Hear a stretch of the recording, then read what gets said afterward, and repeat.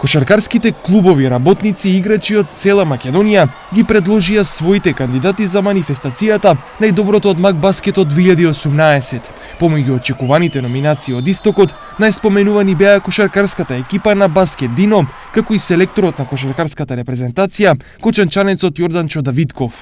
Сепак Истокот остана без ниту една номинација за најдоброто во кошарката. За најдобри македонски кошаркари за 2018 се номинирани Војдан Стојановски и Бојан Трајковски.